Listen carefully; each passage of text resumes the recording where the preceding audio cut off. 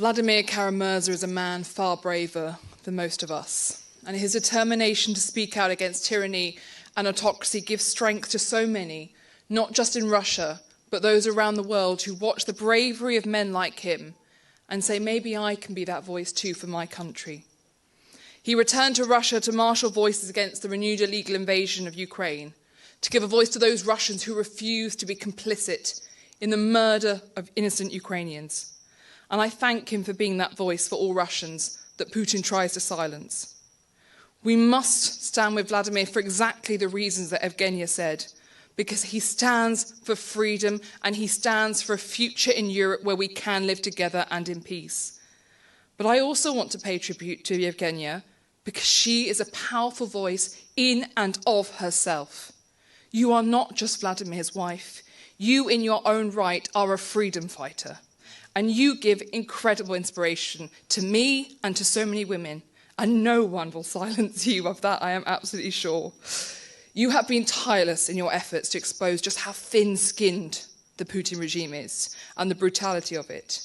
And few of us can fathom all that you have endured, but I hope this evening you can take strength from the fact that we stand together with you and also with Vladimir's mother. We have to be resolute in joining our voices with yours and call for Vladimir to be brought home now. But it is so typical of you to start with someone else's story. When we are here together to talk about Vladimir, you raise Sasha's story and you raise your voice for all those Russians who stand defiant in the face of autocracy. So as chair of the Foreign Affairs Committee, I look at what my role can be and how I can play a role in supporting these incredible freedom fighters. I will continue to use my voice to cast a focus on hostage-taking and arbitrary detention. We need a special envoy for arbitrary detention here in the UK, someone who can not just stand by the families, but make sure there is a direct line to the Prime Minister, a direct line to the Foreign Secretary, who can cut through the bureaucracy to make sure that families get what they need from us. We have to be absolute in the defence of our people, and we need to increase the cost to those countries who take hostages. And when the new Foreign Secretary came in, my first ask of him, my number one ask, was to transform our approach to hostages and state hostage-taking and to give more support to those families. And I have to say, as Bill said, we have seen significant improvements in the way the Foreign Office has taken its approach to this. Today, the Foreign Office repeated its call for Vladimir to be released. Yes, they are just words, but they are absolute and they are clear and they are being said.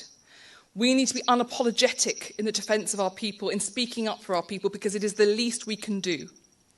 I also want to thank, at this point, Bill, because it is you who make sure that governments around the world speak up. You go around, you corner the politicians, you corner the officials, and you make sure that they can't get away from you until they listen. And it is difficult because there are so many voices around the world that autocrats are trying to snuff out, but you have made sure that those voices continue to be heard. And I'm really privileged that you asked me to help you launch the all-party parliamentary group on hostage-taking and arbitrary detention, which we will be launching in the forthcoming weeks. Because we want to make sure that there is a renewed focus within our parliament on the effort to fight the industrialisation of hostage-taking, to be a voice for those of all nationalities who find their nationality being weaponised against them, and to work for an improved response from the government. Because our people are not diplomatic pawns, and we have to bring maximum pressure to bear, because that is our first duty. Yes, the Foreign Office's job is to engage in peace talks and political processes and attempts to make our world more stable. But their number one job is keeping our people safe. That is the job. And yet, time after time, when I worked in the forest, I saw people diminish the role of the consular team or not see it as a priority because they'd rather say that they are head of a political team for something. Consular matters more than anything, and we see that in times of crisis, and then it's forgotten so quickly. So we will be trying to make sure that everyone is left in no doubt that hostage-taking is an act of terror, and that those countries who engage in it as a form of foreign policy will face maximum pressure, because we have to stand firm for the most brave and most principled in our world.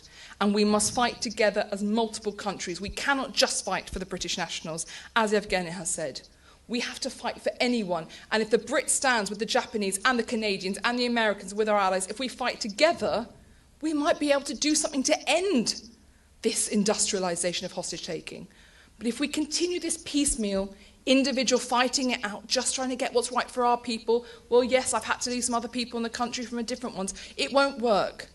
And we are starting to see a change in that, and I'm really proud. But parliaments need to come together, absolutely committed. Because if parliaments can stand together to protect everyone, regardless of nationality, we might be able to get governments to do the same.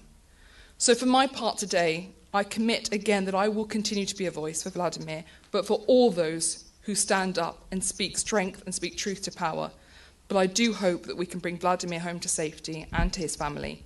And I hope that we are not here in 1 year's time, because he deserves to live free. His voice deserves to be heard.